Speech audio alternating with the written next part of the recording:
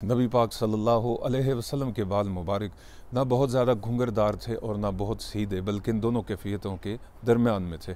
आप सल्लल्लाहु अलैहि वसल्लम के सर के बालों की लंबाई पहले आपके कानों की लू तक थी और फिर गेसुए मुबारक आपके शानों तक थे।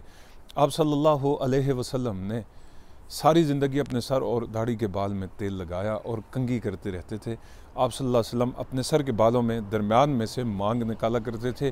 सहाबा इकराम कहते हैं कि आपकी सारी ज़िंदगी, आपके वक्त विसाल तक आपके सर और दाढ़ी के बालों में 20 से ज़्यादा बाल सफ़ेद नहीं हुए।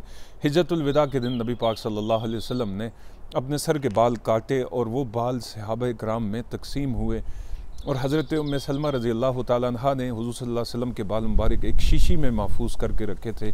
जो कोई बीमार होता मदीना शरीफ में तो आप उन बालों को पानी में डबोकर वो पानी मरीज़ को पिलाती, मरीज़ अल्लाह के हुक्म से शफायाब हो जाए। नबी पाक सल्लल्लाहु अलैहि वसल्लम की आँखें बड़ी बड़ी और कुदरती तौर पर सुरमगी थीं, पलकें दराज और घनी थीं।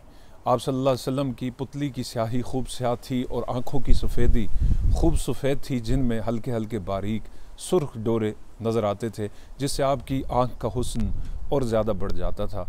आप सल्लल्लाहु अलैहि वसल्लम का एजाज़ ये था कि जिस तरह आप सल्लल्लाहु अलैहि वसल्लम अपने सामने की चीज़ों को देखा करते थे, इस तरह आप सल्लल्लाहु अलैहि वसल्लम को अपने पीछे भी उसी तरह से साफ़ और वाज़े नज़र आता था। सही बुखारी शरीफ की हदीस है, नबी पाक सल्लल्लाहु अलैहि वसल्लम एक मरतबा नमाज़ पढ़ा रहे थे तो आप सल्लल्लाहु अलैहि वसल्लम ने नमाज के बाद सहाबा से फरमाया कि तुम अपने रुकू और खुशू अच्छे तरीके से अदा किया करो। अल्लाह की कसम मैं तुम्हारे रुकू और तुम्हारे दिल में मौजूद खुशू यानी आजिज़ी को भी बराबर देखता हूँ। आप अंदाज़ा लगाएं कि निगाह नबूवत कहाँ तक है कि हुज़ूर सल्लल्लाहु अलैहि वसल्लम सहाबा के दिल में पोशीदा आजिज़ी को भी